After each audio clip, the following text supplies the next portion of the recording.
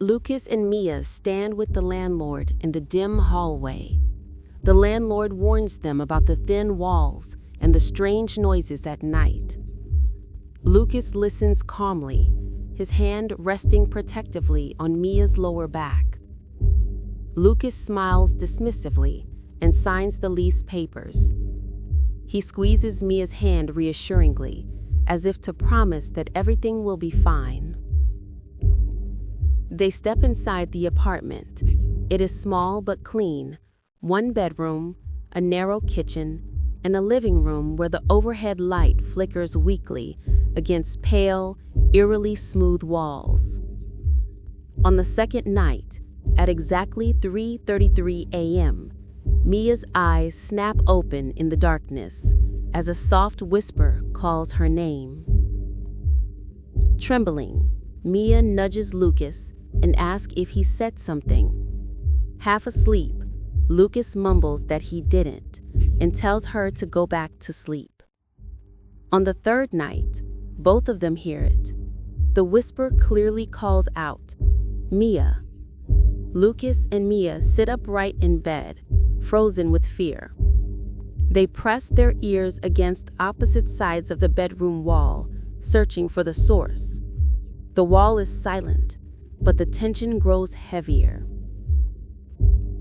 By the fifth night, fear turns into frustration. Lucas insists it must be a neighbor or a prank. Mia questions how the voice knows her name. At 3:33 a.m. the next night, the whisper speaks a private memory. "You said you missed the ocean." Mia jolts upright, breath trapped in her chest. Lucas's face drains of color as he realizes the voice knows intimate details no stranger should know. Mia's hands tremble violently in her lap as terror floods her body. The voice is no longer guessing. It is listening. Night after night, they lie awake, staring at the digital clock as it crawls toward 3:33 a.m., dreading the inevitable whisper. Driven by desperation, Lucas storms into the kitchen and grabs a hammer.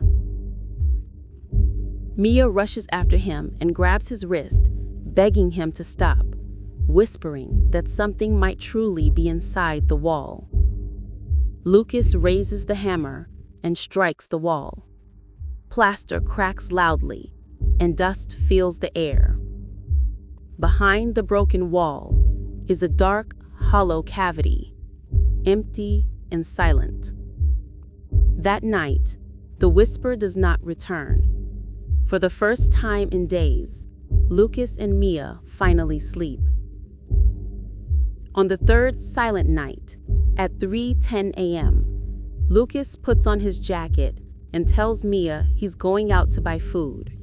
He promises to be quick.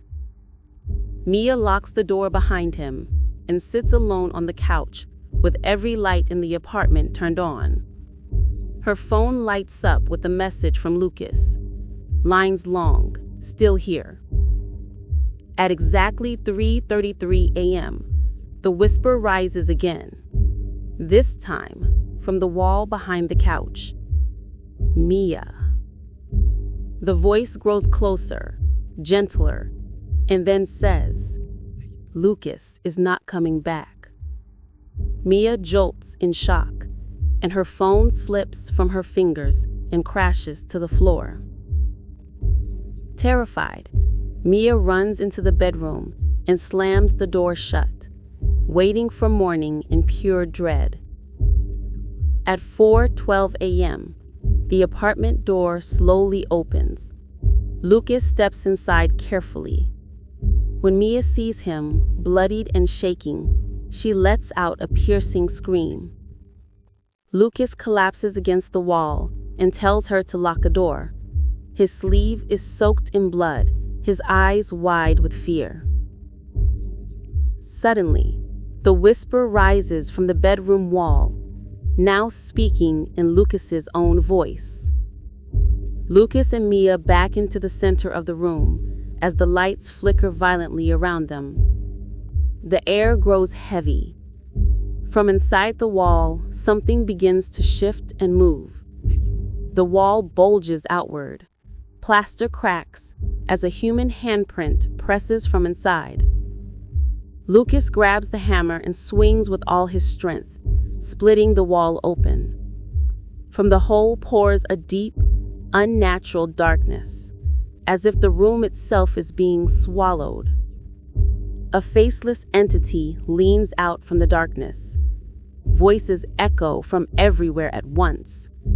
Lucas swings the hammer at it, but the weapon vanishes into the darkness, as if it never existed. The entity surges forward, warping the air and space around it. Mia screams as an icy, invisible grip wraps around her wrist. Lucas slams his shoulder into the wall, forcing the entity backward through sheer desperation. The apartment lights explode overhead. Glass rains down across the floor. Lucas shoves Mia toward the door and screams for her to run. The door bursts open as a sound like tearing fabric fills the air. Mia runs into the stairwell, looking back in horror as the nightmare unfolds behind her. Police later find Mia alone on the stairs, bleeding, shaking, and completely broken. Weeks later, Mia moves into a new apartment with thick concrete walls, hoping for safety. On her first night there, she sleeps with every light turned on, fear still gripping her heart. At exactly 3:33 a.m., her phone rings. The screen shows the caller ID, Lucas. A voicemail arrives. It plays in Mia's own voice, whispering, "Mia, I found another way in."